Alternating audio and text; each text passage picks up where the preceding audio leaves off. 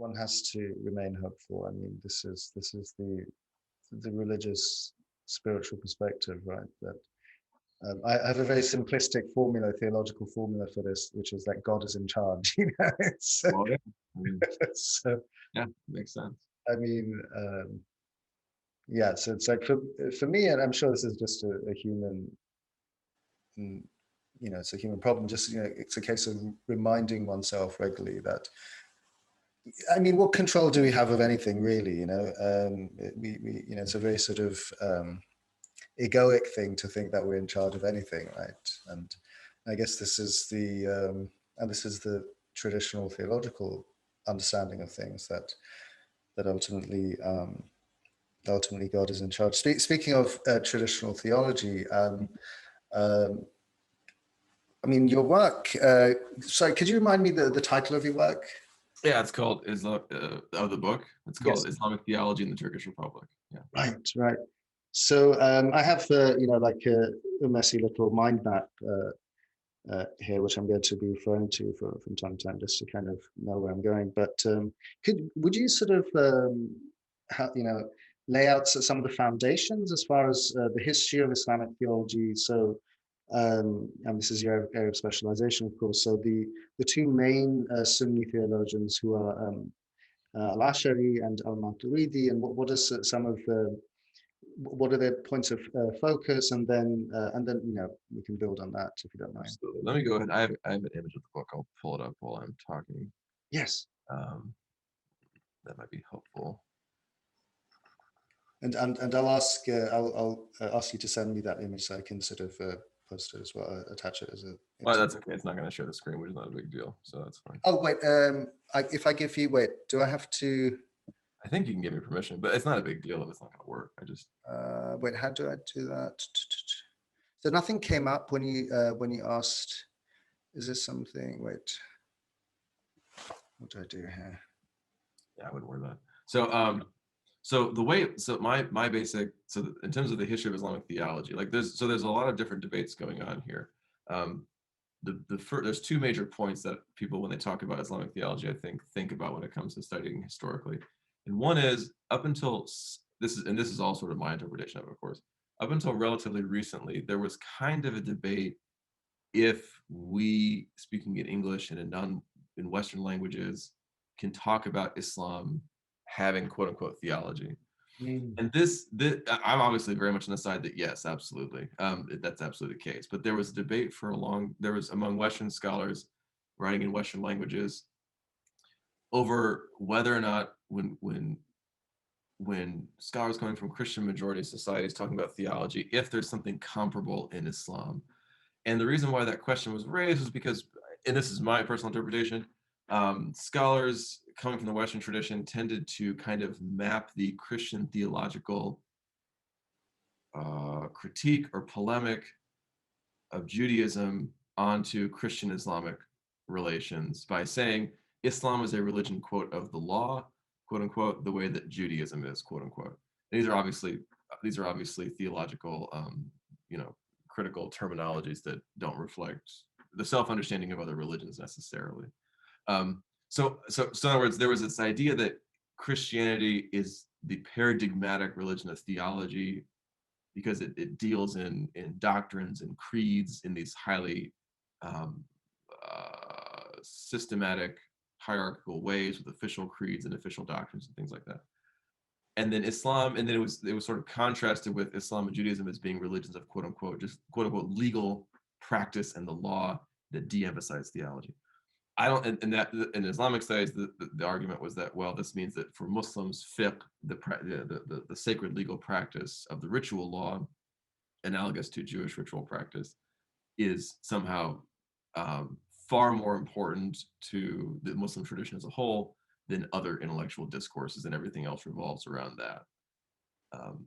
And I don't share that viewpoint. I think that the whole of Islamic intellectual history is about the integration of different intellectual disciplines together, including theological discourse on God and who God is, along with discourse on ritual practice, along with philosophy, along with mystical thought, etc.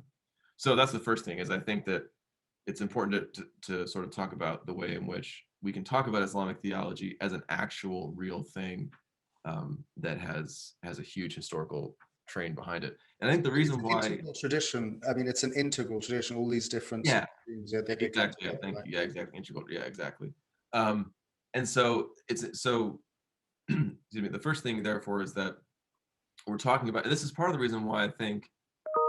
This is part of the reason why I think actually that let me turn off my email. My apologies. This is part of the reason why I think um, there hasn't been a ton of books written about Islamic theology per se, except only in recent years, because for a very long time, Islamic studies just talked about Islam as this religion of only a kind of ritual practice, and the other dimensions of what constitutes the entire whole of the faith were just kind of taken out because the idea was that that's somehow not truly authentically Islamic. Well, And so to that point, what comes to mind, sorry to interrupt, but the question of mysticism or Sufism, right? For the longest time, scholarship said, "Oh, this is not part of the Islamic tradition. You know, it's later added to it. How can you know? It's a religion of these sort of it's a very dry legalistic tradition. So therefore, Sufism is this later accretion. Of course, with people like Anne-Marie Schimmel and Said Hussein Nasser and others, that attitude has been laid to rest finally, thankfully. exactly, that's a perfect analogy. I wish I'd thought of that for the book actually, but that's a perfect analogy. That's yeah, exactly. That's exactly how I feel about it. And actually, and in the same way that taking out the Sufi mystical dimension, taking out the theological dimension also impoverishes things like fiqh. I mean, fiqh, people who are actual experts in fiqh and the broader concept of Sharia, like know better than I do, that all of those discourses presuppose theology and a close personal spirituality of the divine. So I mean, like if you take these things apart, it impoverishes each of them. So it's not a matter of these things sort of like balancing or like toning down one another. If you take one of them out, you impoverish each. So yeah, And any sort of classically trained sort of jurist, faqih, he or she would know all these sciences necessarily, absolutely. right? So yeah. So Absolutely. anyway, that's perfect. Anyway, so that's actually a first major argument of the book is that we should just talk. And I'm building in that regard on people who've written books like this before. I'm not the first person to make that argument by any means, but that's sort of the first presupposition. The second historical presupposition is okay, if that's the case, what does it look like to talk about Islamic theology in the modern Turkish language? So in the same way that I think that Islamic theology per se has not gotten the attention it receives, although that's changed quite a bit recently with works other than mine. I think it's even more true in the case of modern Turkey. The field of Turkish studies, the study of modern Turkey, has typically seen Islamic thought in Turkey, or even Islamic practice, or Islam in Turkey in general, excuse me, as a question of like how to deal with the relationship between Islam and politics, or how to. In other words, I think most scholars in modern Turkey have asked, when it comes to studying Islamic discourse and Islamic thought, they've been interested in that question insofar as it relates to how does it connect to Turkish politics, Turkish secularism, opposition to Turkish secularism. So there's an enormous Turkish studies literature that talks about Turkish Islam, but it tends to focus almost entirely on political movements, social movements, political parties, and most of this has to do with the current ruling party, the AKP, and its relationship to Islam and Islamic thought, which is, and I actually I'm not critical of any of these discourses. I think these are all very important fields, and I'm not criticizing anybody else in Turkish studies or Islamic studies per se, but in this broader, especially in the Western literature, broader quest to explain how Islam and politics go together in Turkey, there has been really no attention in English whatsoever on just Islamic thought and theology for its own sake in the modern Turkish language. If I may also perhaps suggest that Yeah, this overemphasis in the field of, as far as Turkish studies is concerned, as you say, on the political dimension of things, that also rings true as far as the study of Islam in general, it seems to me, right? There's the Muslim other is the political other, right? that's very well put. Yeah, exactly. Again, I should have talked to you before I wrote the book.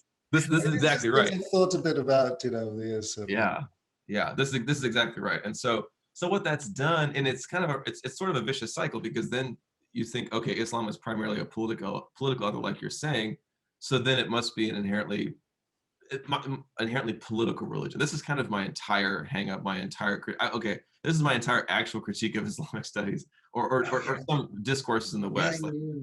is that there is this idea that Islam is somehow more politicized, more inclined to the acquisition of state power than other faiths And are. violence and all that stuff that follows. Right, exactly. And so like, so it's so then if we start investigating that question exclusively, it actually winds up being mutually reinforcing. All the literature out there is just on that, and so you think to yourself, well, maybe it really is. Yeah.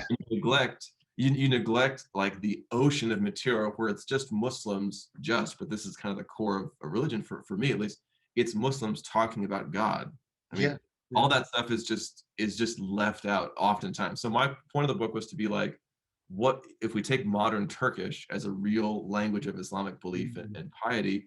Let's look at their great thinkers when they talk about God and what it means to believe in God and what the word religion means, what religion means in modernity, and just talk about that and just draw the outlines, the contours of that tradition, and the way it relates to the classical tradition, which I can go into more if you're curious about that connection. Of course, in my opinion, the way it relates to classical tradition is that um, the modern Turkish tradition very consciously connects itself with classical kalam, with the classical discipline of dialectical, constructive theology developed, from the 8th to the 12th, 13th centuries to construct this kind of systematic Sunni and Shia, but in the case of Turkey, Sunni Islamic theological project to describe, elaborate, and defend the essentials of Muslim belief. And the modern Turkish tradition very consciously says, we are reconnecting ourselves with those original texts in what we do in the modern period.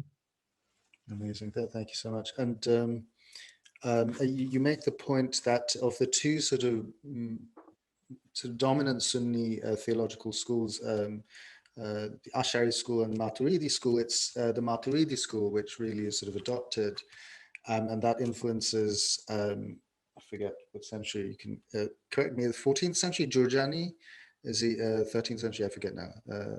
Yeah, I believe so. I'm forgetting too. But yeah, that's so the way Yeah. I'm sorry, go ahead, finish what you're saying. No. I was just, if you could maybe give us something of an outline as far as the sort of genealogy of, and then I'd love to, of course, go to the very question of modern Turkish theology, how it relates. I mean, it's huge, so much to discuss there, but just a very brief outline, if you don't mind. I mean, I'm sure many people listening, a lot of this is. Much of this is new for me as well, but a lot of people don't necessarily know that much about Islamic theology. Right. So the historical genealogy is basically in the there's two in the whole Sunni tradition. There's a formative period, to borrow Montgomery Watt's word.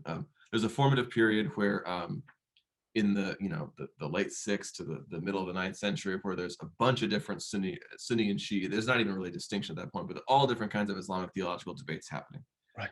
By the time you get into not unlike the period in the first few centuries leading up to the patristic period in the Christian historical, I think of this as kind of analogous. So in the first few centuries of Islam, there's this kind of all kinds of different theological questions and answers and questions being asked and answered. And then you get into the 9th, 10th, 11th centuries, and you begin to see concrete schools and traditions emerge that then maintain throughout the rest of Sunni theological history. And again, I think of this as kind of like a patristic period for Sunnism, the way you do it for Christian history. And so in the middle of the 10th century, late 9th, early 10th century, these two great theologians, Abu Hasan al-Ash'ari and Abu Mansur al-Maturidi, emerge independent of one another. They don't know each other. There's no evidence that they had contact with one another.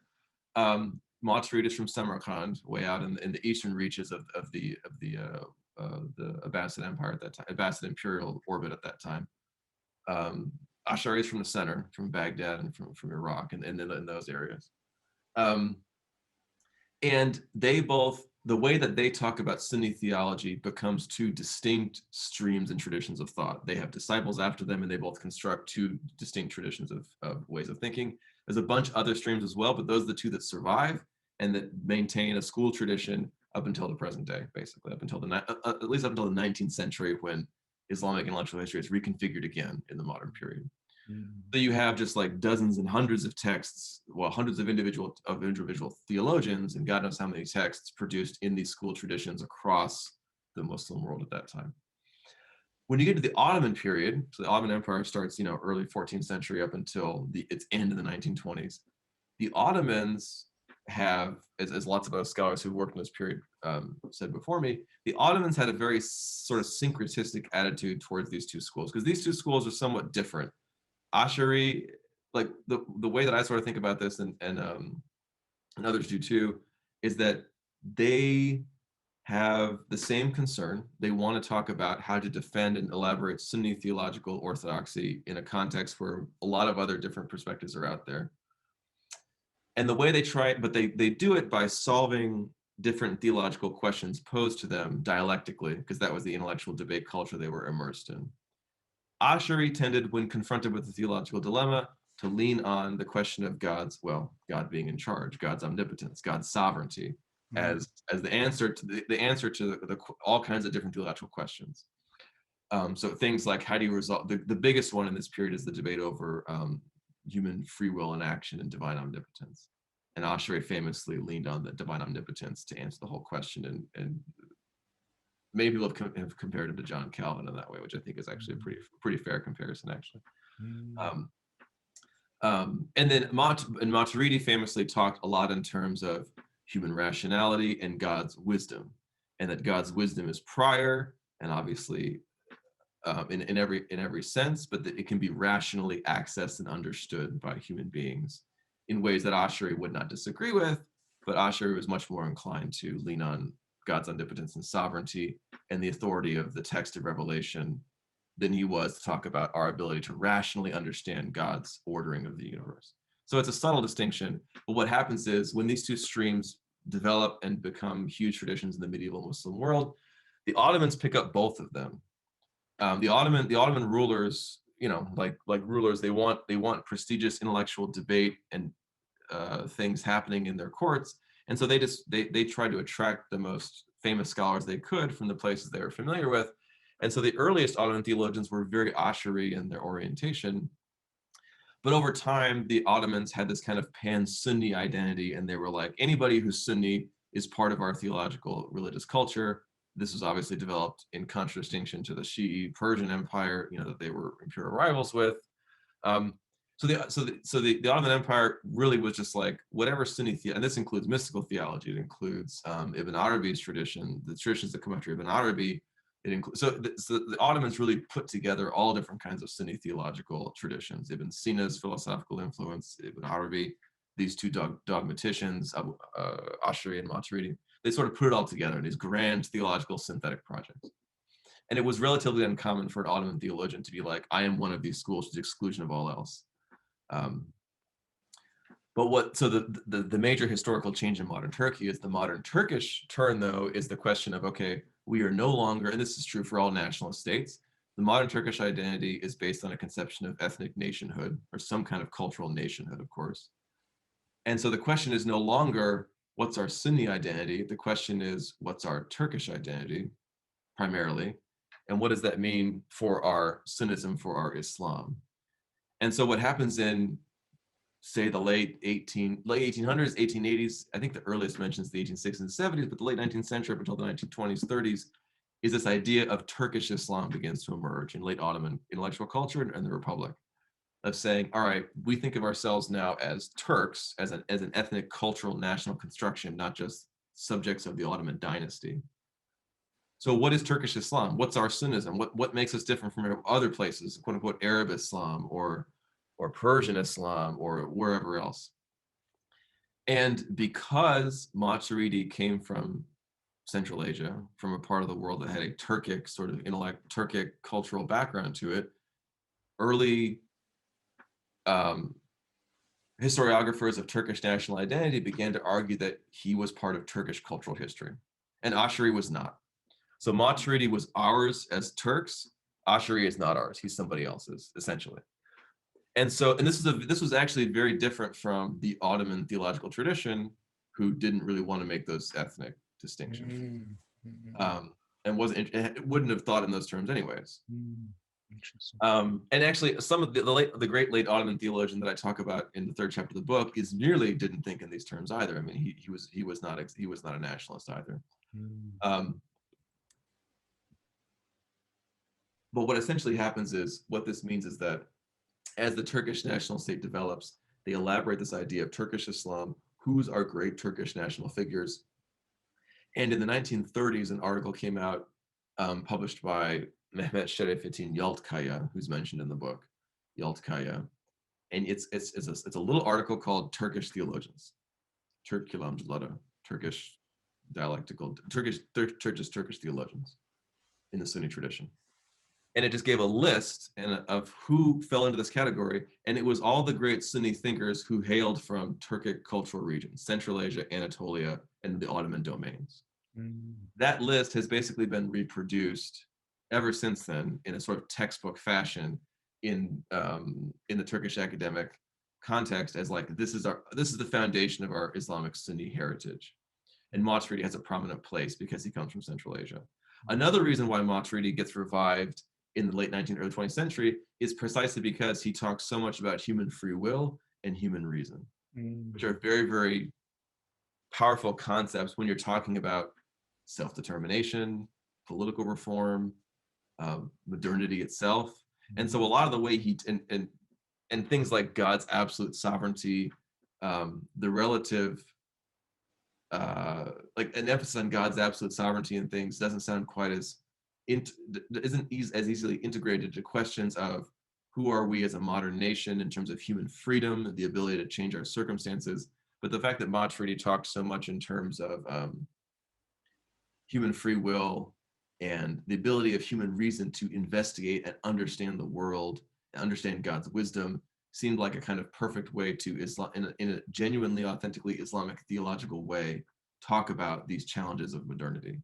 And so the fact that his theology has that potential to it already, and the fact that he was identified as part of Turkish cultural heritage, meant that in the modern Turkish context, he has become just like, I call it like a Maturidi renaissance. I mean, I can't count how many books, articles, theses have been published on Maturidi in modern Turkish. They run probably into the thousands. I mean, it's just an enormous, it's like, it's very analogous to, and I'm going to get these terms wrong because I'm not a specialist, but it's very analogous to like contemporary revivals of Thomas Aquinas, for instance, or, and I don't understand French, so I don't know how to say the word, but the contemporary revival in the French-speaking neo-patristic literature, for lack of a better term.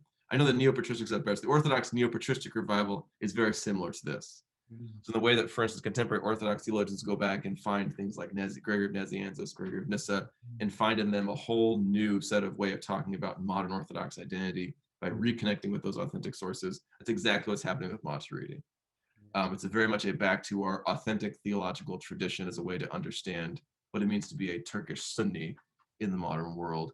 The best editions of Maturidi's extant works are done by Turkish scholars now. There's an absolute just litany of Maturidi's school works, so the school of Maturidism coming after him, that were edited by Turkish scholars that were just lost to history until then. There are, like I said, hundreds of monographs and dissertations produced on him now in the past 30, 40 years. So there's been this, so the main argument of the second chapter of the book is that, I guess perhaps ironically, Turkish nationalism, because it reframed identity in this way, actually allowed for a revival of a truly traditional source in Sunni theology that had been neglected entirely. I mean, before the modern Turkish tradition began to talk about Maturidi, there was just nothing on him, really. And in the past 30, until the contemporary revival of Islamic theological faculties in Turkey happened in the past 20, 30 years, until that happened, there really was nothing on him in anything. There were a few studies here and there in French, German, Arabic, and English.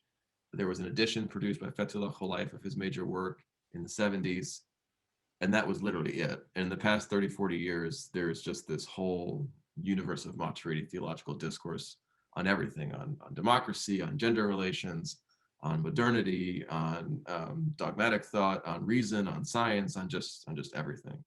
And so this is why I also want to sort of bring a taste of this Turkish tradition into English so that people can get a sense of the way that the modern Turkish language has been used to revive, reconstitute, and create a whole new way of talking about Sunni Islam in the modern world that is also organically connected to these traditional theological sources.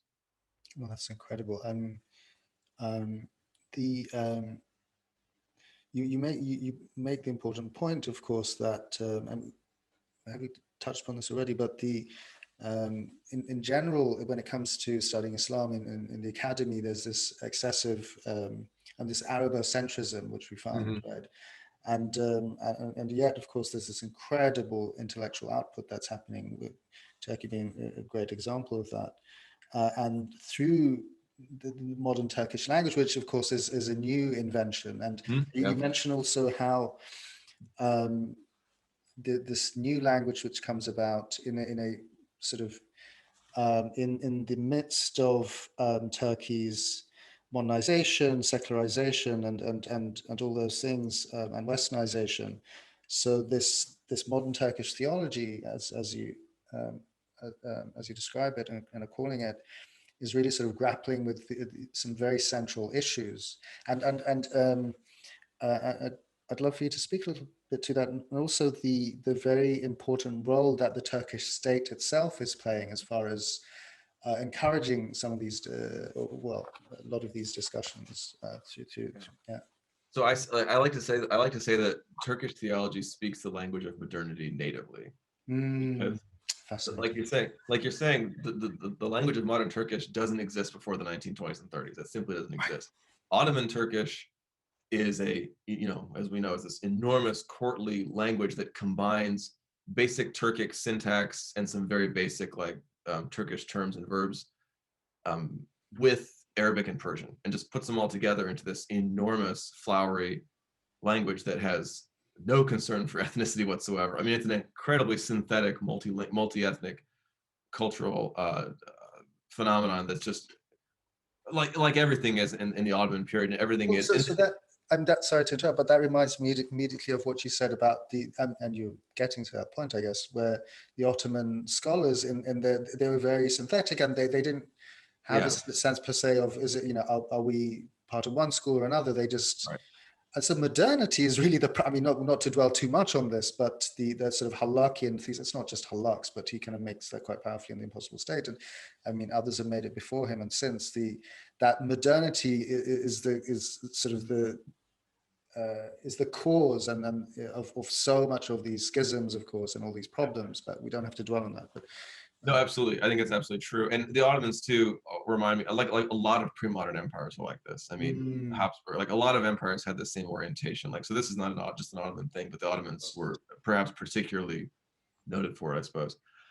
So what essentially happens is, I'm sorry, I'm trying to remember before I got off on my tangent about. Sorry, I distracted you. I apologize. Wait, I don't know if I'll be able to help, but so the question of the Turkish state, before the Turkish state, the question of modernity. I'm sorry, the question of I'm sorry, forgive me. So the modern Turkish language, what it does is that Turkish nationalists, historiographers, and thinkers were like, all right, we want to have a language that is purely Turkish in some way, represents our cultural heritage, and doesn't have Arabic or Persian influence. That didn't happen. I mean, they tried, but there's no way to extract all the Persian and Arabic from Ottoman without, I mean, there is this famous thing called pure Turkish that no one uses. That's just a completely synthetic language that essentially mined Central Asian languages for Turkic roots and then imported them so you could have a language that had no Persian Arabic in it whatsoever. That didn't fly. I mean, they didn't get that whole entirely quote unquote pure Turkic language. They got something that was sort of in the middle, a language that was highly systematized and regularized. I mean, modern Turkish, anyone who's learned it is I think pretty difficult for Western language speakers, but there's no exceptions to any rules because they made all the rules in the 1920s. So I mean, it's a highly regularized language.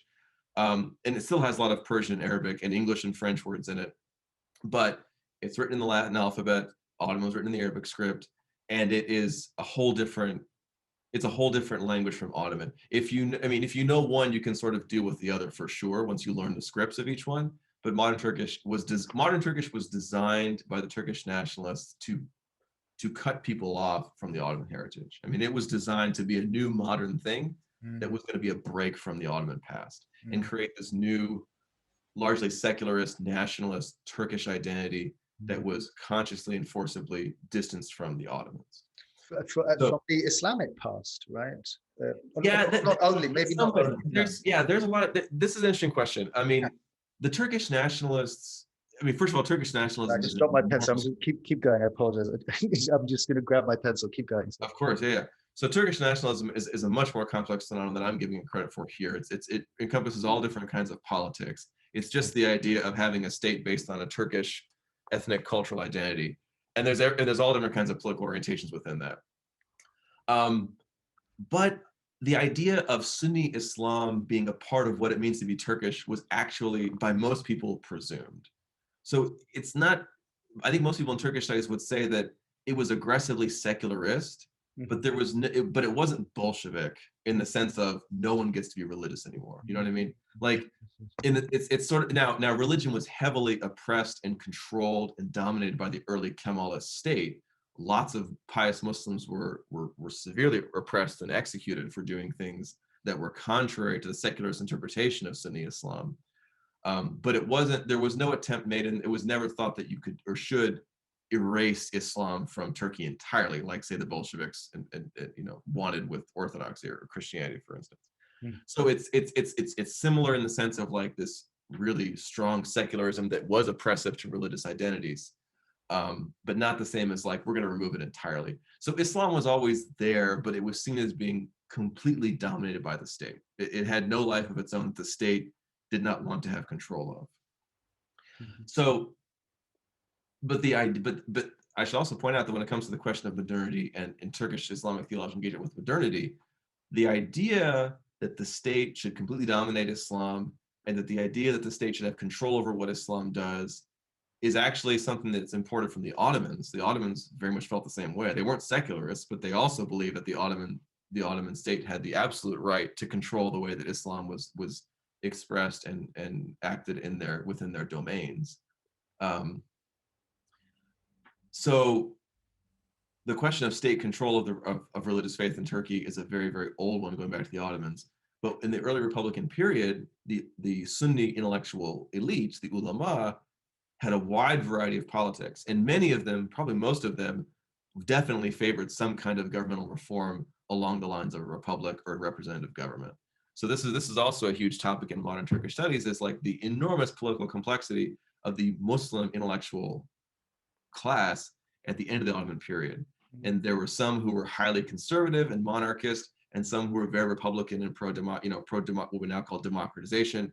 So among the Ottoman Muslim intellectual theological class, the ulama, there's all different kinds of politics. And so many, many, many Ottoman Muslim thinkers were very openly supportive of the idea of, yes, let's have a representative, a parliament, a new kind of government. This is good, we want this. Some didn't like it. So what happens with modern Turkish is that in all of these different political options, everything from, monarch, the Ottoman monarchy and a highly conservative monarchy with no reform at all or even a retrenchment, all the way up to aggressive secularism and abolishing the whole thing. The political option that won was one of the more extreme ends. It wasn't just the kind of slow reform and keep the monarchy. It was abolish the monarchy, abolish the caliphate, the kind of religious office associated with the monarchy that was entirely ceremonial, but was there. Abolish all that, aggressive secularization, aggressive change of society to the point of even changing our language. Kemalism. That was the option that won. In that sense, it is kind of like Bolshevism, and like kind of one of the more extreme ways of dealing with this decaying empire was one of the options that won that fight. But at the same time, so the politics are this aggressive secularist regime called under Mustafa Kemal Atatürk takes control, and it becomes the leader of the Turkish national movement, largely because of Mustafa Kemal's heroic leadership of the Ottoman army in battles fighting off the Allies in World War I. That gives him a lot of power and prestige, and he takes control of the Turkish national movement. And the Turkish national movement becomes oriented in this very, very secularist, aggressively transformationist sort of mindset. But while this is happening, the Ottoman scholars who are watching all this happen and trying to figure out what their place in it is, they haven't changed their political complexity. Like many of them still want a republic, many of them still want democratic reforms, and many of them don't. And so, but they wind up having to figure out, okay, what's our role in this new situation? So modern Turkish theology, in my opinion, what it does is the reason why I think it meditates so much on modernity is that the modern Turkish language and therefore modern Turkish theology is born at the moment that Turkish Muslims are debating all of these things. They are trying to decide, what government are we going to have in the modern period? What are the values of that state? What is that state going to say about religion? In other words, the very first texts ever written in the modern Turkish language about Islam are written when people are asking all these questions. And so like another main argument in the book is that the dialectic of change and permanence, the relationship between what about Islam is core to the faith and should never change and should be defended as unchangeable forever, and what about it is a cultural historical accretion that can be changed and reformed. That question, which is the whole essence of Islamic modernism that scholars have talked about for a while, then I would say any kind of religious modernism is like this, not just Islam. I mean, Christianity had the same debate too. That to me is one of the founding questions of the whole modern Turkish tradition, because when they invented the language that modern Turks speak today, that's what everyone was talking about. Okay, can I ask you, like, how quickly were scholars writing in this brand new language? I mean, how soon thereafter? I mean, the mind boggles. Like, it does, yeah. Traumatic. It was in historical terms, it was basically overnight. I mean, it really was. I don't know the. But wait, overnight, people started writing overnight. In historical terms, like it took a number of months and years to fully implement, but there was a government decision that came down from Mustafa Kemal's parliament and government that was like, we got to do. He commissioned a new scholars to make a new language. They made a new language, and said, "Y'all are going to speak the new language. Go out and make it happen." And then within I'm sure it took a few months or years, but after a while, Ottoman was abolished and made illegal, essentially. Has this ever happened anywhere else in history? I'm sure it has, but maybe that we're aware of. Say again. That we're aware of. There's a ton of scholarship. It's called the Turkish language reform. There's a lot of scholarship on it, and I refer to people who know about it more than I do. Sure. So I'm sure there's analogs, but maybe in speed this is possibly unique. And you're right. If you're in Turkish studies, you kind of assume all this, but yeah, talking about it out loud, it is kind of wild if you're not familiar. Everyone in Turkish just assumed this. Oh yeah, the language just changed in a couple of years. Like that happened. That's the thing that happened. But that is what happened. And but people famously kept writing to themselves in Ottoman. The people who knew Ottoman their whole lives didn't just in a couple of years drop their native language. I mean, so there are people who were writing personal letters and things in Ottoman up until a few decades ago, right? I mean, people who and this was criminalized, though. This was, to some degree. Again, I don't remember the specifics, but yes, I mean, between the founding of the Republic in 23 up until 1950. It was very much the Kemalist regime in other words, the Turkish nationalists under Mustafa Kemal Atatürk was not a democratic structure. It was very much a top-down authoritarian structure run by this Kemalist Turkish nationalism that was just enforcing all these reforms one after the other. And in 1950 is the famous moment when you get real multi-party democracy in Turkey, when famously they do actually run a democratic election for real, and the Kemalist Party loses decisively. And they decide to concede and let the system run that they built rather than try and retrench themselves. And so from that point on, you get democratic development in Turkish politics from 1950. But 23 to 50, the first 25 so years, it's just the Kemalist regime implementing these radical changes. Other ones include things like the entire, for instance, of course, in a lot of societies, there's a religious legal code that runs personal affairs, like canonical law, for instance, and then there's a state code that runs public offenses against society and the state, kanun versus shariat in Turkish or in Ottoman jurisprudence. That was all abolished overnight too. The Kemalists just said, no more shariat, no more sharia, it's all gone. Everything in personal status is the Swiss civil code now. We're just gonna import the Swiss civil code, plop it down to Turkish, and we're all doing that now. So it was an extremely radical social transformation. But at the same time, within a few years of it. Yeah, this is all about a 10, 15 year period, 20s to 30s, new Turkish language, completely new legal system, caliphate's abolished, all vestiges of the monarchy are taken away. Everything in the Constitution that even obliquely referred to religion is stripped out entirely. The Constitution is completely secularized, which it remains still today, by the way. There's no references to religion or God whatsoever in the Turkish constitutional documents. Parliament's erected, electoral procedure, all this stuff happens in about 10, 15 years, I guess. Wow. But at the same time, as and before I sort of interrupted you, you're mentioning how scholars very quickly overnight essentially were thinking through this brand new language about these, in some ways, very new problems, not entirely new, but and theologians in particular. Could you So my story. Yeah, I'm sorry. I'm no.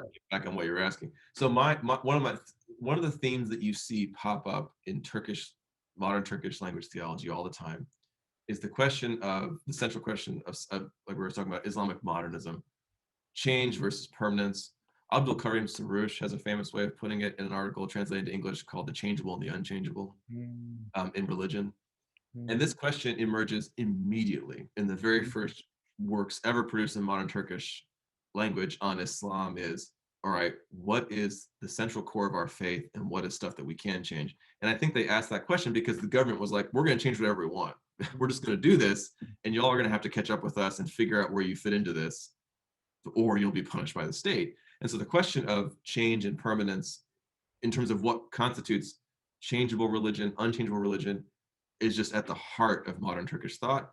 And so that's what I mean when I say it speaks the language of modernity natively. Like the big question of religion and modernity didn't just creep up on Turkey, like it just came as a huge whirlwind of change. And the Muslim theologians who had been talking about these questions for decades, since the Tanzimat period, since the middle of the 19th century, up until the founding of the Republic of the 1920s, they've been debating these things so slowly, gradually, lots of different opinions, all in the Ottoman language. And then after the Turkish independence movement kicks off and creates a new state, they have a matter of a few years to figure out how they fit into just everything changing around them. And so there's this huge discourse on what constitutes the core of Islam and the changeable parts of Islam. And you can see this, and so in the third, fourth, and fifth chapters, I sort of talk about this, where you can see in the great theologians who create the modern Turkish tradition, like Ismail Hakkı İzmirli, up until the people I talk about in later tradition, to the present day, they're often grappling with this idea. To give a concrete example, it's like talk about in chapter 2 and 3, this question was debated so heavily within Islamic practice that for a brief period of time, up until 1950, I believe, the call to prayer was given in Turkish. Wow. Yeah, I think I remember hearing that too. Yeah. That's historically unthinkable. Right. Yeah. for wild. Yeah. That's next level. Yeah. Exactly. Next level. Yeah. So like, and there. I guess to cut, I'll tell a story about sort of how this happened during this period. I can't remember the dates exactly, but during this period of the early Republic, 1920s, when things are really fermenting in this great change in society, the faculty of theology at the Darul Funun, this like Ottoman era reformed university that was modeled after European lines, produced a report that said, here's what modern Islam is going to look like for the Republic. And it was commissioned by the government in some way or another. Mm-hmm. And we recommend the following things: Turkish call to prayer, Turkish prayer in general, Turkish Quran translation, wearing shoes inside the mosque, pews inside the mosque. I remember seeing that image. I was just going to say pews. This is so interesting. And maybe music too. Maybe some organ and music basically, too. Protestant Islam. Make it a Protestant church, right? Yeah, Protestant church. Yeah. And that touched off a firestorm of controversy among the Muslim intellectuals, of course. The ulama is like, whoa, hold on a second. But what happened was these kinds of debates, that one in particular, forced people to sit down and say, okay, what about our tradition really is non-negotiable, and what is negotiable? Mm. And so what came out of that debate was worship practices and theology. These things were not based, but this goes back to a classical distinction. Right. I'tiqad and ibadat, right? Worship and creed. We're not changing ibadah. We're not going to change the ibadat, the way that we worship as a faith. and we're not going to just change around our theological tradition. Mm. But questions of interpersonal relationships, state, society, gender relations, gender segregation, which is very uncommon in the modern Turkish context because of this period. Inheritance law, which is made totally civil and secular. In other words, the mu'amalat, the questions of interpersonal relationships, governance, all that stuff from a very early period in Turkish thought is like, that's all negotiable. That's a sphere where and these are Muslim theologians, and I talk about this in the book. These are Muslim theologians drawing these lines and saying, we as Muslim scholars say that's the sphere where the state can do what it's going to do, and we can see some justification for that. What you can't do is change the worship and the creeds. And to your point, and just to highlight this important point, that this is a very classically understood. It is. So these spheres, so it's a classical distinction used to deal with this modern question of changeable versus unchangeable. And I mean, I'm obviously think it's a pretty elegant solution. I'm obviously sort of sympathetic to it, but I think it does solve this problem quite, and you see that dynamic run throughout the rest of modern Turkish theology. That's one of my major arguments, at least. You can see the dynamic keep running, so things like theology, like Maturidi thought, like questions of worship, these things people still debate and resurface and talk about, because this is now seen as like, this is the core of what we talk about when it comes to theology and practice. There's all kinds of, and now the question of state and religious interaction maintains an enormous importance in modern Turkish political culture. Because so to go to your question about the state, so one of the major questions coming out of modernity is what's changeable and unchangeable. And one of my major theses is that that the modern Turkish tradition lands on the basic question of worship and creed, unchangeable. That's the realm of the unchangeable. Social interaction and state governance is very much debatable, and that's what we're going to proceed from that starting point. So that comes right out of this modernization period. But at the same time, I'm sorry, forgive me if I'm like sort of or sort of interjecting when you're already going those directions. Anyway, but, I'm kind of rambling. So go for it. No, you're not rambling at all. No, you're not rambling at all. Honestly, this is amazing. So this is exactly what we need. This sort of synthetic, descriptive analyses they're providing. So so while these distinctions, which are classical distinctions that are reasserted and clarified by these scholars who are traditionally educated, at the same time, they're grappling very much with, in a theological context, with these very real problems, because ultimately these dimensions are not separable neatly. Because if we're living in a particular context, then we have to, just because I can pray the way has been classically understood, and theology, the Maturidi school, but then there are very lived deep things that we have to deal with. And so what are some of these questions that come up? Yeah, that's a great point. So I'll use the example of again, Ismail Hakkı İzmirli, whose work I sort of use as like I think he's sort of the great founding father of modern Turkish theology. His life spans the late Ottoman, early Republican period. He's widely considered to be the greatest, most impressive of the late Ottoman ulama, of whom there were hundreds to choose from, of course. I constantly sort of analogize with the Orthodox tradition because that's what I'm most familiar with. That's perfect. Being my own, so like that's my constant analogy. He's like reading Bulgakov, in my opinion. Wow. He's a consummate genius theologically who wrote a ton of fascinating stuff. And unfortunately, you need to do a comparative study. I would, if I could read Russian that well, that'd be great. But no, Izmirli is an absolute. He anticipates everything. I mean, you read his great works, and he anticipates everything happening in modern Turkish. And he has that kind of level of respect. So I use him as a kind of basis starting point when I start talking about the unfolding of the modern Turkish tradition. And he writes in both languages. He writes in Ottoman, and he starts writing stuff in modern Turkish at the change of the Republic. What he does, so to give an example of how he handles this, and that sort of gives us some guidance. Sure. All right, there's three areas that we can talk about when it comes to Islamic religious understanding. There is the area of sort of moral ahlak. There's the area of talking about amal, of practice, and then there's the area of things like aqaid, of belief. And so he says the area, and I could be getting these exact terms wrong, I can't remember exactly how he divides them, but he has these three. The area of belief and theology, not going to change. We're just, that is what it is. We have those debates, but that's not something the state or that we can change. And all of us, we're not going to stop believing in God. That's not going to happen. Or God's attributes and things like that. Morals, basic moral principles, also not going to change. We're not going to stop believing in justice. We're not going to stop. And he actually talks a lot about mutual compassionate love between individuals and society as being foundational to what it means to be a human being, and that I think he saw lacking in the Republican period when it came to the government. So he talks a lot about loving compassion between individuals, because I think he sees that lacking in his early Republican context and the late Ottoman context too.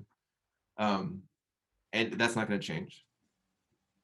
But then he says, but when you get to the ahkam, when you get to the rulings, there's sort of two categories of ahkam. There's the rulings about practice when it comes to worship.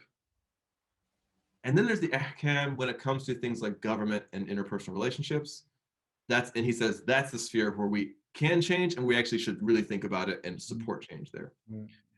And so what he means by drawing that distinction is, what's the new state going to be like? What are we going to have, a democracy, a parliamentary democracy, or a monarchy? That stuff is debatable and changeable. Things like what it's going to be like to relate to one another on a social level, that can be changeable. And so, in other words, you don't get in modern Turkish language, in modern Turkish discourse and Islamic practice, there's the question of, to give a concrete example that's in the book too, the question of whether or not Islam is compatible with secular, and I even emphasize secular democracy, is not a question. It just is. That's just been presumed since this period. This period produces, not just as merely, he doesn't talk, I don't think, exactly about democracy per se, but people who come after him, like Ahmed Hamdi Akseki, who was one of the early leaders of the Ministry of Religious Affairs in Turkey, who was also very well respected. It just becomes presumed, and the argument is proffered frequently that, look, Islam doesn't have a concrete form of state. The Quran talks about justice, adalet, in the Turkish and Ottoman. It has to be a state based on adalet and based on love and compassion and justice, but it doesn't talk about what that state's form is going to be. So you know what? Whatever state does that, great. And not only that, but we like the idea of democracy because it empowers the people. So early on in the 20s, 30s, and 40s, the idea of whether or not Islam is compatible with the notion of secular democracy is just done. It's just taken for granted. That's fine. We're okay with that. But then the question becomes, what right does the state have to interfere in religion? That's the question that has dominated Turkish political thought with respect to Islam ever since, and is far from resolved. In the fifth chapter, I talk about this. So this is really the big question in the contemporary Turkish political sphere too, I would say, because the secularist state under the Kemalist model essentially said that religion is a potential competitor with state authority. The French laicist model feels the same way. And so they took them, like secularism, as it's understood in the modern Turkish language, traditionally is called laiklik, taken just as a Turkicization of the word laïcité from French. And the idea is that religion is always a potential competitor to the state. So the state, therefore, always has the right to regulate it, like it can regulate anything else.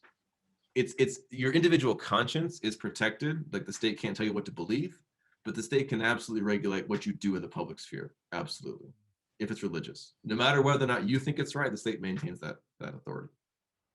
It's kind of like a even further extreme version of the French model. Is the way that it was conceptualized, was take the French model, but like crank it up. That issues over the 20th century, that actually is very oppressive to individual religious freedom. And the most famous example is wearing the headscarf, where Muslim women who are pious, who wear the headscarf, who for them, piety means wearing the headscarf. This blocks them out of educational opportunities because, for instance, a lot of the most prestigious state universities in Turkey in the late 20th century were state universities, and they theoretically were not allowed to let someone on campus at all if they were wearing a headscarf, for instance, is the most famous example. But there's all kinds of other examples where just professing Islam in personal practice in public was outlawed in many ways and could marginalize you in many ways. So the movement that produced the contemporary AKP, the current ruling party, played heavily on, we're going to allow people to be religious along the began to be termed in Turkish political debate the Anglo-American secular model. So we don't want to take away secularism. And even Recep Tayyip Erdogan has never suggested taking away secularism. Like, of all the different changes he's made to the government, he's never proposed, his party's never entertained the idea of taking away secularism or putting God somewhere in the constitution. But the early AKP movement was about this old question, going back to the Ottomans, how much right does the state have to regulate religion? And their argument in the early 2000s was not very much. We're going to take the Anglo-American model where religious freedom in the public sphere is guaranteed. So we're going to take the idea that religion is good insofar as it doesn't hurt somebody else and allow freedom as much as possible. And then in the past 10 years, it's kind of, scholars of Turkey have talked about how it's gone it's gone back to a kind of Kemalism, but with a religiously conservative oriented government, where the state is now reasserting control over the public sphere, but in the name of a conservative religious set of values as opposed to a secularist progressive one. But that dialectic between, and it's often phrased this way in the Turkish political literature, do we take the French model or the Anglo-American model of secularism? That really is like the big question of what kind of, when it comes to religion and politics, that's how the question is phrased in modern, in contemporary Turkish. Are we Anglo-American style or French style? And the question of whether or not we should have a secular kind of democracy is just not on the agenda. It's a question of what kind of secular state should we have and what kind maximizes religious freedom and religious identity in Turkey. Is it going to be authoritarian and majoritarian, or is it going to be pluralistic and public? But the question of secularity is kind of taken off the table early. That's an example of what I mean when I say the modern Turkish tradition has some distinctive aspects to it, where there are certain modern ideas that are native to the way that modern Turkish talks about faith. And one of those modern ideas that's kind of native to modern Turkish discourse is some kind of secularity. Well, it's interesting that you, thank you so much for that. You're pointing out the fact that secularism was kind of a given in the modern Turkish Republic, and and secularism, not just secularism, but democracy. And it's interesting that even until relatively recently, I mean, I laugh because I mean, whatever. It's interesting that one sees many Muslims still debating this question: is democracy, compatible with? And these are some serious ulama, as you rightly point out, who've already answered this question way back, long time ago. And I think the reason why this is I think the reason why part of the difficulty with doing modern Turkish when it comes to the rest of the so-called Muslim world is that nobody else speaks Turkish. I mean, it's not like Arabic or English or other languages where you have a large number of people speaking them in different countries, or large numbers of diasporic communities who are connected to the home country's intellectual circuits. I mean, Turkey's one country, it's one language, nobody else speaks it or understands it. So it's been kind of an insular debate until relatively recently. So they could kind of have their own debates and their own questions. And they were reading things in Arabic, and I mean, they were reading all this stuff, but they were producing their own ideas and nobody else could read them. And that's still largely the case. And the example of things like secular and democracy is a good example of that, where it's like, that debate, that's also why I think Turkey is also kind of, the example of Turkey is drafted into these bigger debates of like, well, Turkey proves this or that about Islam and democracy. And it's like, I mean, yes and no. They're talking about something else related to their context that may or may not fit a broader argument. But yeah, the question of whether or not you can have an Islamic democracy is quite taken for granted. The bigger question is that going to be a majoritarian democracy where the majority really gets to rule and dictate the terms of the minority, or are we going to have a pluralistic democracy where you value the idea of a pluralism of moral systems and beliefs? That's the real sticking point. Now, I appreciate your, and this is a very important point, the sort of the distinctiveness, or I mean, you call it a distinct tradition, the distinctiveness of modern Turkish theology. Could you speak a little bit to this? Well, there's an interesting sort of thing going on, right?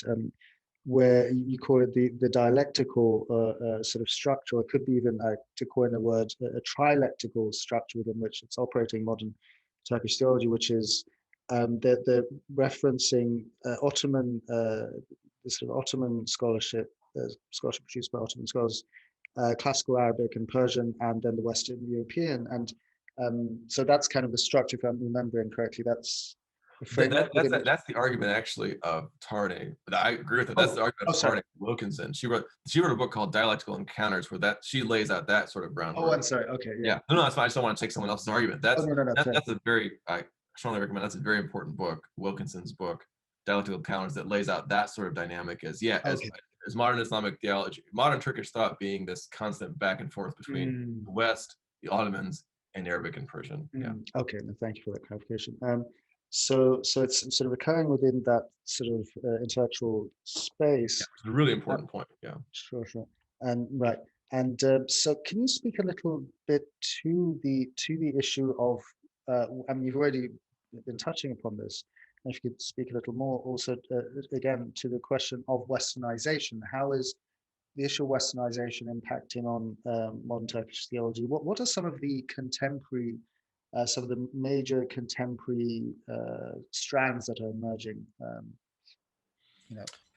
Theoretical and. So this is also a constant perennial question of, does Turkey fall into the category of East or West? And this has been a debate again since the Republic, because part of the early the Republican Kemalist experiment was Turkey is the West. Everything the West does works because they're the ones who have the most power in the world, and so we're going to do those things. Period. I mean, the Turkish nationalist movement, the Kemalists that, like I said, won the debate or won control of the country, and then ran its modernization process, were unabashed Westernists and would have called themselves that. They're like, no, West works. We are going to do what works. It's the inheritance of all humankind to begin with. So that's what we're doing. It's so that had a very simple way of looking at that question.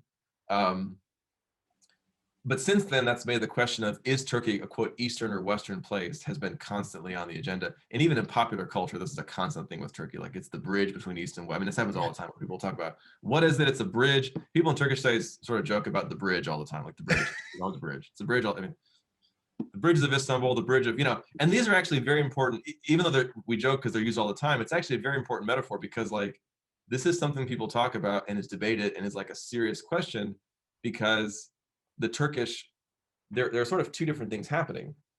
Islamic intellectuals, like I've been talking about, both accept the argument that Turkish culture is Islamic in the sense that it's a Sunni majority culture, and that's a very important part of their heritage. They also accept that many things coming outside that culture are inherently compatible with Islam. Like, they accept both those things at the same time. And there's never been a clear sense that, like, if it comes from the West, it's bad. And that's probably true of everywhere. I mean, I'm not saying there are any countries that are like that in general, but especially in Turkey, because the Ottoman Empire has constantly, the Ottoman Empire was constantly in contact with what we now call the West. I mean, they were never isolated from their surrounding imperial competitors, intellectual developments elsewhere. I mean, so going back to the middle of the 18th century, there was Western intellectual influence all over the Ottoman Empire. So there's two things happening. There is the idea that not everything Western is inherently anti-Islamic at all. And in fact, many of the things that the West does, like representative democracy, are good for Muslim societies and we should adopt them. And then there's also this thing happening but the West is also an imperial force and is different from us. And we don't want to just throw away our entire tradition to be like them. So it's a constant sort of trying to figure out where you fit in that dialectic. And I think perhaps because Turkey is just geographically so close to what we now call the West, there's been a lot of comfort with talking about these things. Like, the West is not seen as quite as far away or quite as exotic as it maybe is elsewhere, because, I mean, whole parts of the Ottoman Empire were now what's in now, quote unquote, Europe. So and let's not forget that Turkey for a while wanted to be part of the EU as well. So thank you again. That's a perfect example. And when that was popular back in the 06, 07, 08, 05, something like that, between the end of the first decade of the 21st century, I mean, that was popular among everybody, not just devout Muslims. Everybody was like, yeah, of course, we're the way. Like, why not? So that's a great example of how, there's this back and forth, and it's not taken for granted at all that Turkey's not Western. It just really depends on how you define it and what you talk about it. So Turkey does have this genuine, I guess, bridge dual identity where it really does, and it goes back to the Ottoman period, like so much in modern Turkish does.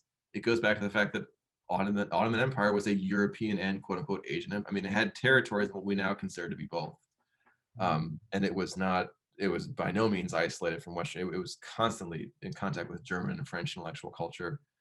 Late Ottoman intellectual culture was just saturated with German and French ideas. There were hundreds of German and French scientific and philosophical treatises translated to late Ottoman, Ottoman and read. I mean, especially, in fact, one of the great impetuses for the rise of modern Turkish theology, that one of my arguments is that one of the great things that modern Turkish theology tries to do, especially Izmirli, going back to Izmirli, is establish a clear proof for the existence and nature of God in the face of modern materialism and atheistic materialism. And the reason why is because there were the most popular sort of philosophy of the day during Izmirli's lifetime was, the guy's name was Büchner, I think, in German, a sort of extremely coarse materialist vision of just sort of pure materialism and no divine or religious ethic whatsoever. And this sort of very strongly scientific positivist materialism was wildly popular among Ottoman intellectuals in the late 18th, early 20th century. And that it was that class of people who gave birth to secularists and the Kemalists and whatever.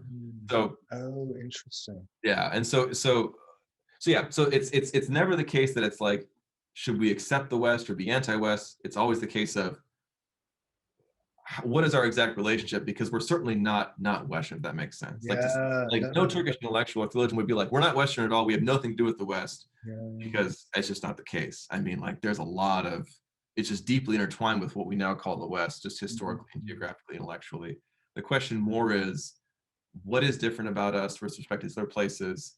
What about us is compatible with or different from other places in that regard? And again, this to me, again, this reminds me a lot of Russia. And I think of the Ottoman Empire and the Russian Empire as having this kind of shared. I gave a presentation on this that, again, to go quick aside, as I go through this book, and I should mention too, as I go through this book and as I think about what influenced me, so much of the way I think about modern Turkey is conditioned by the fact that I was raised Orthodox. I mean, I think I see a lot of comparisons with Orthodox societies in the same part of the world. And I think that, like, and I actually, the reason why I decided to think about the way this book was structured was because I had just finished reading for, like, I don't know how many time it was. This is like kind of niche, but for anybody who cares, George Florovsky's Ways of Russian Theology, like, made me think, oh, this should exist for Turkey. But the Ottoman Empire is a lot like Russia in the sense of, like, it's right what I gave a presentation on this at the International Orthodox Theological Society or Association in Romania a couple years ago. It's what I call, it's on the border of Western modernity. Like, it's on the border. Like, Turkey and Russia, they are not Western in a technical, modern geopolitical sense, but they are right on that line. And that's a different experience of Westernness than other parts of the world, in my opinion. Well, and the intellectual production as a result is it has a real sophistication to it. It's just constantly in dialogue with the quote unquote West, and another analogy, in the same way that is Russia East or West. I mean, that's a hard question. In exactly the same way I think it is for Turkey. That's sort of the way I think about it. I love that. And both because they were both, and both of them had this sort of imperial tradition, great imperial tradition, that was always in dialogue with the West, and also began reforms along Western lines around the same time period. I mean, so, like, the Russian imperial and Ottoman imperial analogy, I think, is actually very useful. And so when we think about, is Russia East or West, I guess it depends on who's in power, frankly. I guess it depends on what the current thought is of the day. And Turkey, so I guess my bigger argument about Turkey and the West, it's helpful to think in terms of Turkey as a Balkan, even East European and Middle Eastern location, all at the same time. It has all those different dynamics happening at once, for whatever that's worth. That's kind of a convoluted answer, but that's how. No, I love it. No, I think more complex responses are more true to the complexity of these situations. Could you speak a little bit to? I know that you touch also on sort of Islamic feminist literature in the Turkish context. Could you speak a little bit to that and what sort of? So absolutely, yeah. So sort of growing out of this larger Islamic modernist an early Republican debate over what stays and what can change in Islam. Mm. In the late 80s, beginning with the headscarf movement, beginning with the assertion of the right of Muslim women to be free in public to express themselves as Muslim women, 80s up until the early 2000s, you get the development of Islamic theological meditations on gender questions of Muslim gender identity, explicitly written by Muslim women themselves in modern Turkish. And they are explicitly in dialogue with the feminist movement in the West, right, and how that relates to their struggle for representation as Muslim women vis-a-vis the secular state. So they take up these discourses of, excuse me, of bodily autonomy and freedom to be women expressing their identity in the public sphere as religious people against an oppressive secular state. So feminist debates sort of emerge there as well, and also with among the secularist intelligentsia, there's also an Ottoman feminist movement too, about which I wish I knew more. There's an Ottoman movement too in the late 20th century, analogous to what's going on in the Arabic-speaking world too, that's producing these questions as well. It's an old question, as it is everywhere. But the modern Turkish version, the contemporary examples of it date to I would date them in their most current examples to the 80s, 90s, and the headscarf movement in terms of Islamic thought. And so then the work that I use to talk about this, and let me pull the title off my shelf. I got it. Sure. I got the title wrong.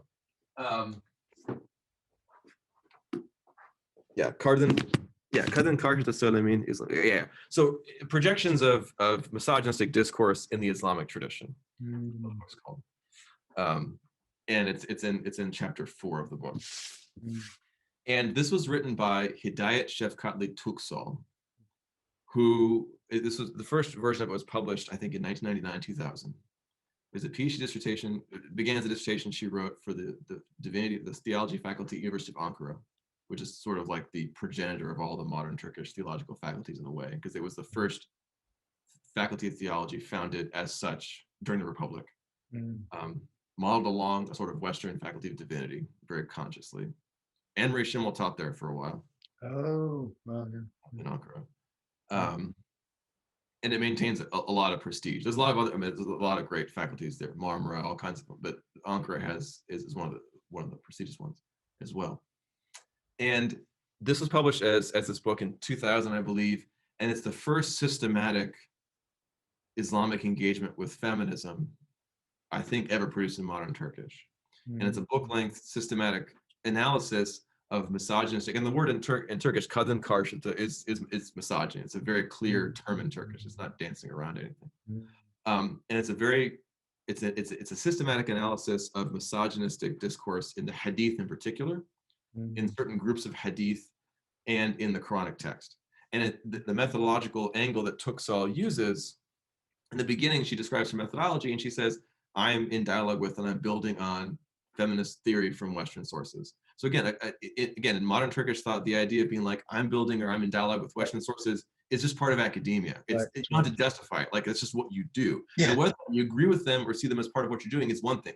But the idea that you would build and talk about them, you just have to. I mean, like, it's merely, going back to Ismaili again, he's like, I read Spinoza and Bacon, and actually Ismaili famously analogizes his own work to Descartes.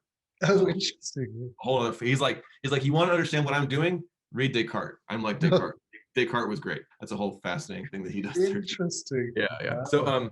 So she does that too, just like the rest of the tradition does. So I'm in dialogue with these, but I'm going to do this, but we're talking about them as sort of starting point. And she's like, the question, and she uses words like ataerkil, patriarchal, ataerkilik, patriarchy in modern Turkish, the rule of males, of the fathers, patriarchy, just like in the English term.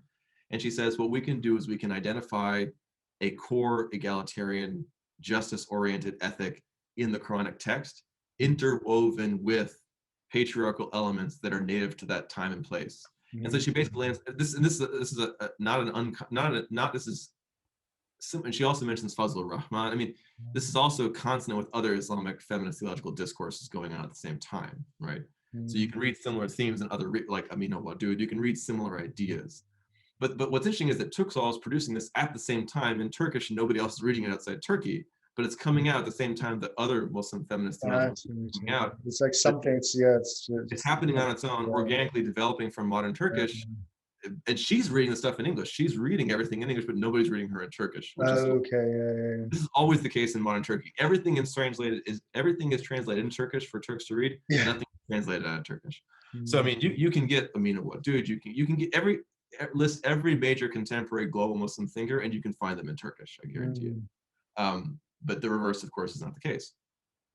So she basically says there are patriarchal elements in the Quranic text and the Hadith, and they are part of this discursive structure, and they're actually linked with everything else, kind of like woven together in a way.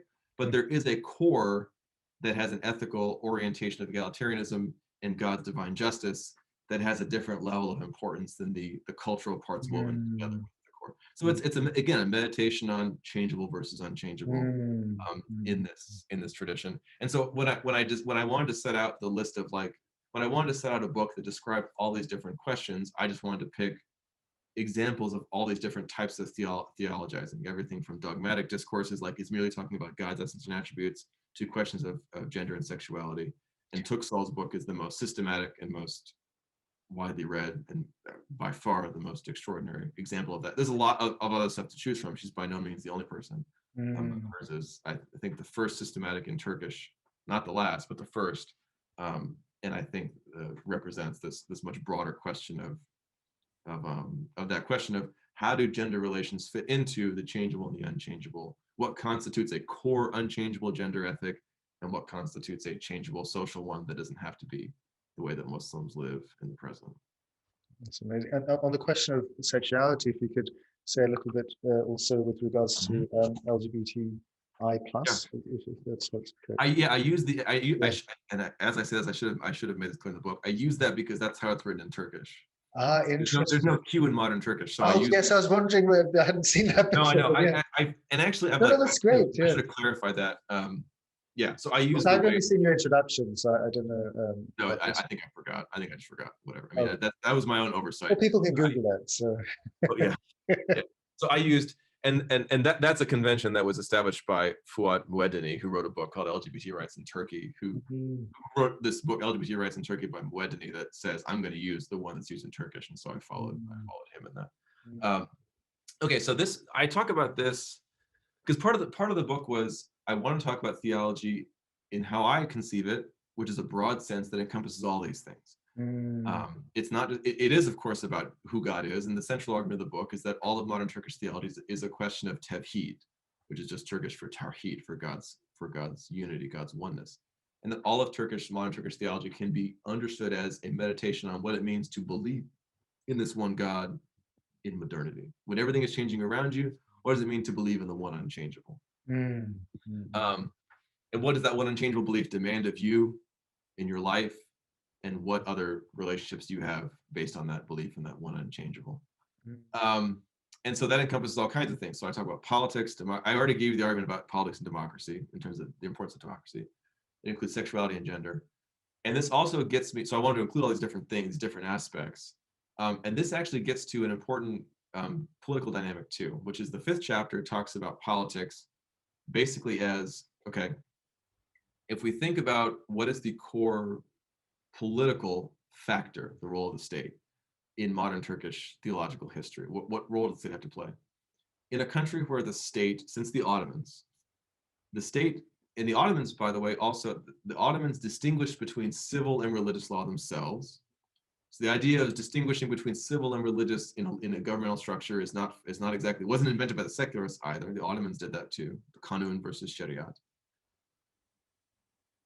But the Ottomans, also in having that kind of, you could sort of say a proto-secular religious distinction, sort of in some ways, they also asserted the right to control religious expression in the country. And they, technically speaking, every single member of the professional ulama was part of the government, technically. The Ottomans, they all were funded, like, we're familiar with like how there's different ways of organizing the relationship between the Sunni scholars and a Muslim ruler throughout history. It's very complicated, all different ways of doing it. The Ottomans are often described as the most centralized, systematized example. They had a developed bureaucracy where there was like a grade of, like, You went to school to get trained in this realm of the ulum, whether you want to do fiqh or kalam or whatever. A lot of it was fiqh and hadith, but it included kalam and all kinds of things. And then as you went through your career, you went through a step ladder of ever higher ranked madrasas paid by the state the whole time, and as a part of a graded system that was all under the command of the sultan. The state asserted jurisdiction over really everything going on in the Ottoman ulama's world. That structure transfers to the Republic, and they call it the Directorate of Religious Affairs, the Ministry of Religious Affairs, the Diyanet. Diyanet, just also coming from Arabic for Ottoman, but Diyanet just means like religiosity, religious practice in modern Turkish. And so there is this government office whose job it is to accredit, approve anyone who does a religious function in modern Turkey, just like the Ottomans did. So if you are a preacher at a mosque, or you are a teacher or professor in a school designed to produce employees for the Diyanet, or you have any role working for a mosque or a local mosque, you have to be accredited. You got to pass a government exam for the Diyanet. You have to be accredited formally by the Diyanet, by the Director of Religious Affairs. And this person has a head, just like the old Ottoman system had a head called the Sheikhul Islam. This person has a head, the head of the President of Religious Affairs, and they preside over this accrediting hierarchical structure that goes down into every single mosque in the country.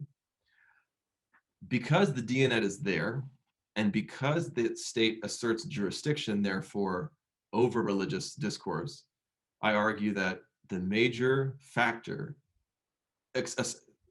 aside from just the internal dynamism and diversity and profundity of Islamic thought itself in Turkish, which is the main driving factor, I would say, aside from that, the big outside factor that determines its future, I call the fifth chapter futures, is the state. Because the Turkish state has this kind of jurisdiction that a lot of other governments just don't have. Most countries in the world, I think, don't have something quite as extensive as this. And it really is just a pattern after the Ottomans, but turned into a republican version, but it's the same kind of thing.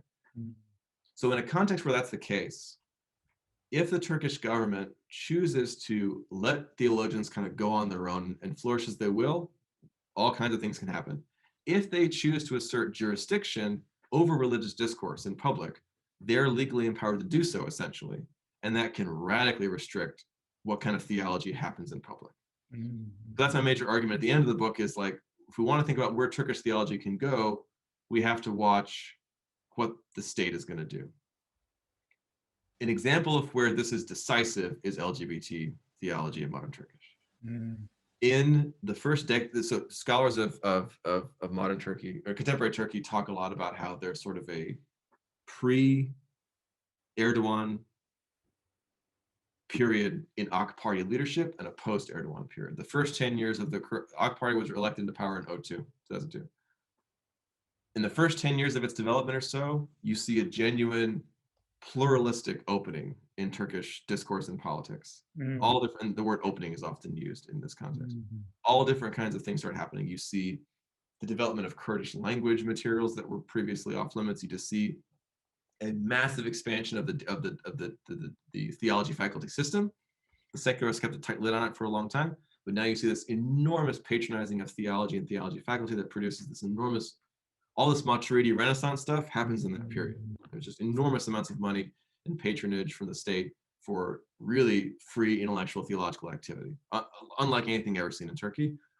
Another part of that was the fact that the Turkish government embarked on a conscious program of balancing the gender of people in the office of preacher and authorities in the mosques. So there's two sort of offices in every local mosque. I mean, two big ones. There's the person, the imam, and the preacher. The imam who leads the prayer, and the preacher who has kind of like educational, doctrinal, teaches the people who go to this mosque.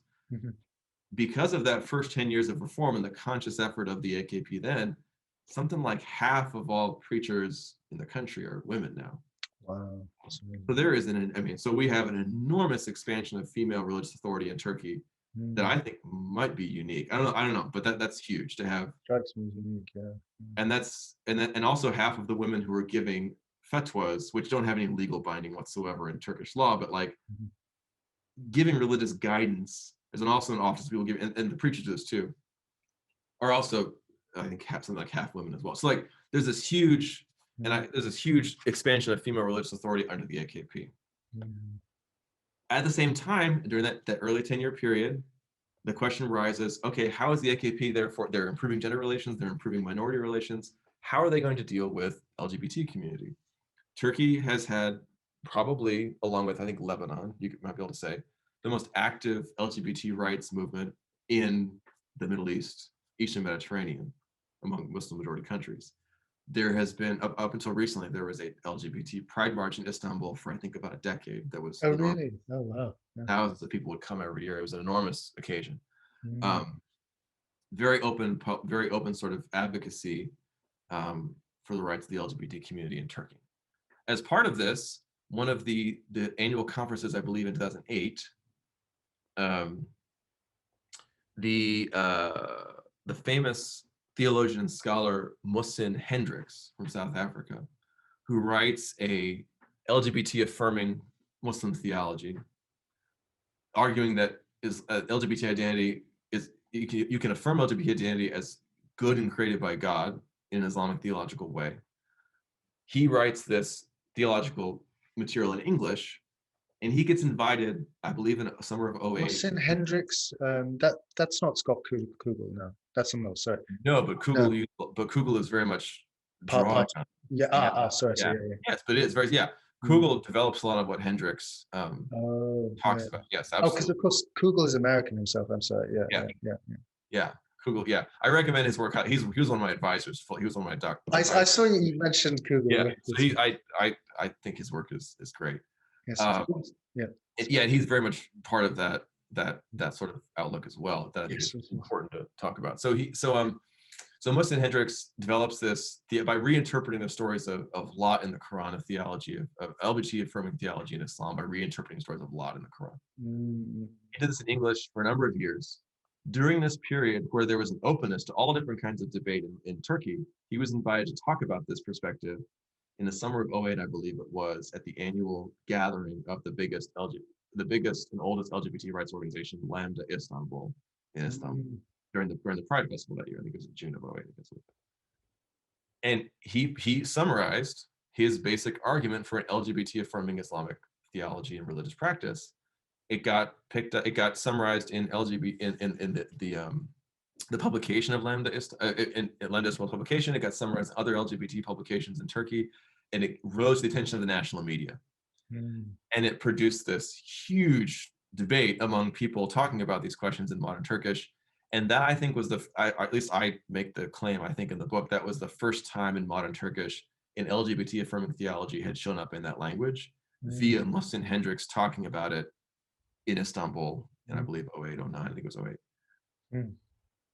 But what happened was that turned out to be the red line for a lot of the AKP supported intellectuals in Turkey. Most famously, Hayrettin Karaman, so I basically, in the 5th chapter, I say, here's an example. So an example of where the state can encourage theology is the expansion of female religious authority.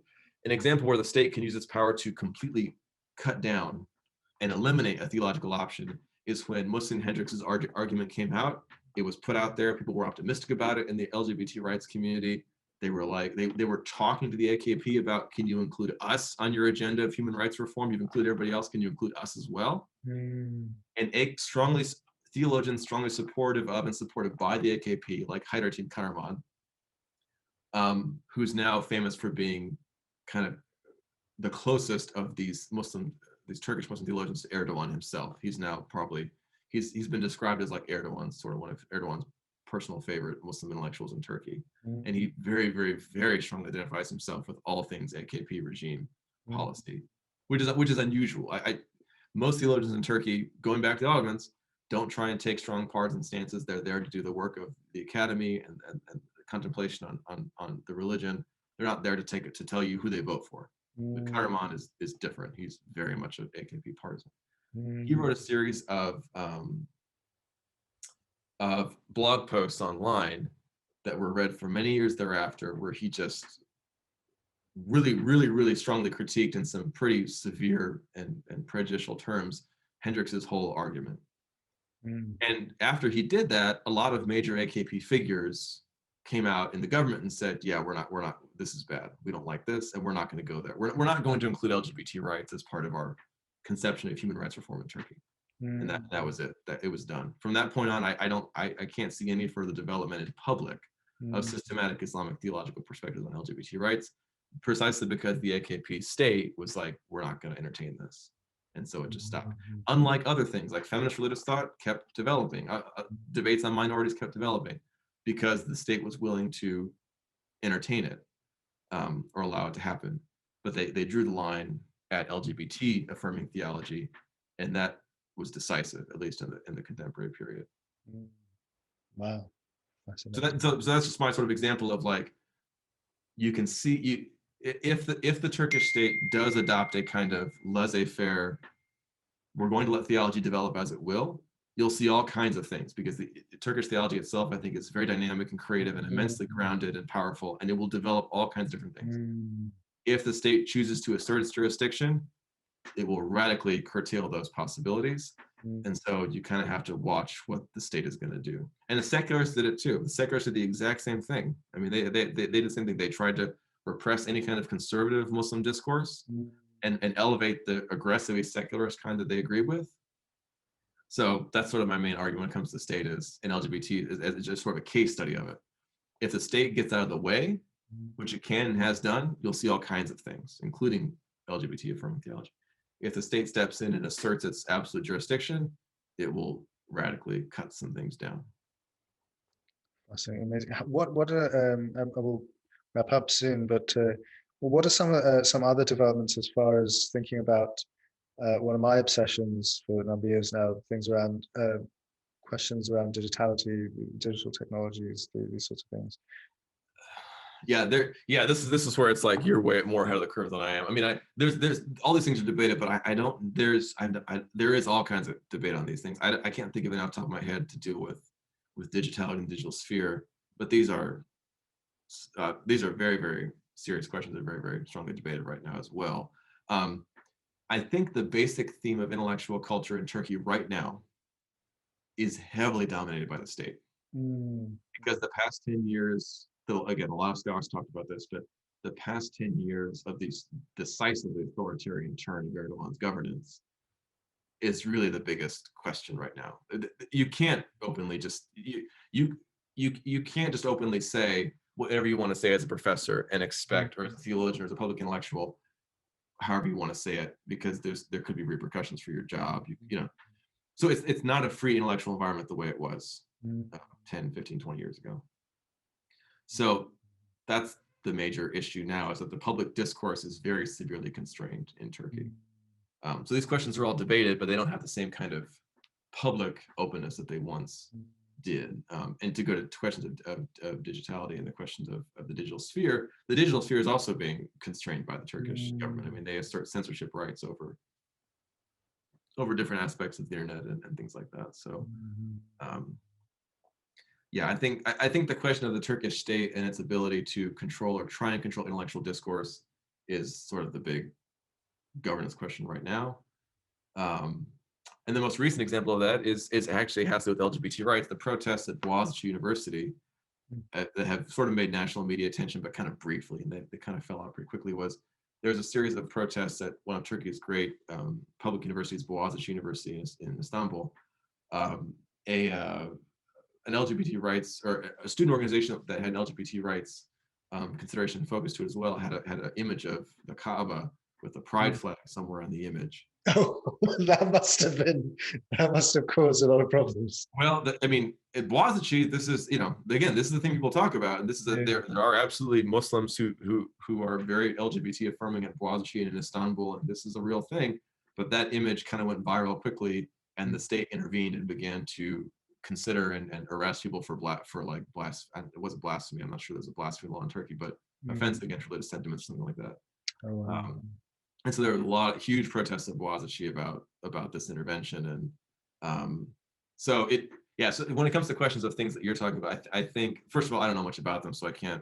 I'm playing off what I know. But for me, at least, the big question is, the first thing to answer is, how much control does the state have over digital discourse? And in Very Turkey, important question. Yeah. it's quite significant because you can. Mm. Erdogan has famously filed something like 3,000 suits against individuals for defaming him personally in the past few years. So people are very careful what they say online, but that way, in a public forum, very, very careful in a way that they weren't just a few years ago. Wow. Amazing. This has been so amazing. I mean, so educational, illuminating for me. And I mean, your scholarship. I mean, I remember when we had. I mean, for me, it was a great occasion to speak to you previously, and I mentioned then that your scholarship to cover so many bases and such a breadth, so many centuries. This is phenomenal. I mean, this type of scholarship is very hard to do, and really, I have a lot of admiration for. And that's very generous of you. It's mostly hubris, but well, I mean, this is this. I It just takes. do it, and we'll see if people think we'll see if actually legitimate or not. But yeah, No, I think it's very legitimate, and it takes a lot of energy and patience to be able to get through so many texts and then to analyze them and then to. I mean, I'm really looking forward to reading the book, and I really, based on this incredibly rich sort of description they provide for us today, I highly encourage everyone to get your book and benefit from this very rich tradition, the Turkish theological intellectual tradition, which is not known widely enough, and Muslims and otherwise really need to benefit from it. It's very sophisticated. It's very applicable to our contemporary context or contexts. And really, thank you again, Phil, for joining. Thank you for inviting me. I appreciate it very much. No, it's really my pleasure.